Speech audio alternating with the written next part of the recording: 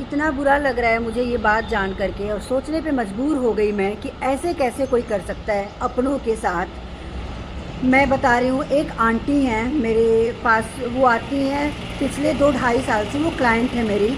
तो सबसे पहले है एवरीवन, कैसे हो आप लोग? एक बार फिर से स्वागत है सुरभि के साथ। और मैं थोड़ा सा परेशान लग रही हूँ इसलिए, वो जो आंटी है वो आती है मेरे यहाँ 2 ढाई साल से, और उनकी उनके बेटे की शादी हुई मेरे सामने ही हुई, 1 साल पहले हुई थी।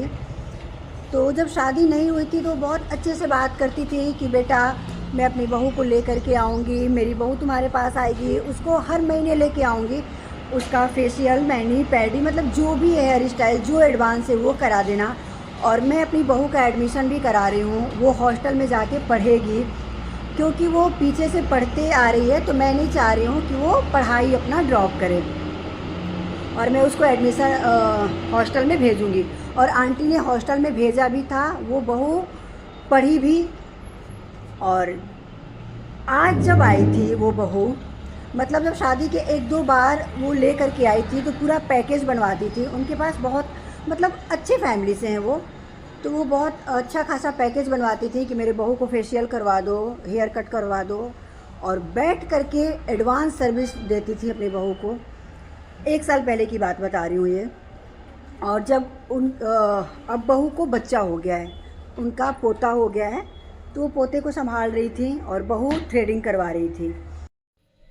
तो जो बहू है वहाँ चेयर पे थ्रेडिंग बनवा रहे थे और अपनी सासू माँ को बोल रहे थे। सासू माँ के पास उनका बेटा था 1 साल का, तो वो खेल रहा था, तो खेलते खेलते, बच्चे हैं छोटे से, गिर ही जाते हैं, तो इतनी तेज चिल्लाई कि आपको दिखता नहीं है कैसे वो गिर रहा है। और मैं यहाँ कुछ काम कर रही थी यहीं बैठ के, फिर मेरा ध्यान गया ये वर्ड सुन करके। तो फिर मैं ऐसे ही फिर अपने काम में लग गई। मुझे लगा कि चलो कोई बात नहीं, होता है अपना, अब जब बच्चा गिरता है तो लोगों के मुंह से आवाज़ निकल जाती है, हालांकि ये गलत बात है, लेकिन फिर भी चलो, हमें क्या करना। तो मैं अपने काम में लग गई। जब आंटी जाने लगी तो मेरे एक स्टाफ ने पूछा कि मैम आपने कुछ नहीं कराया।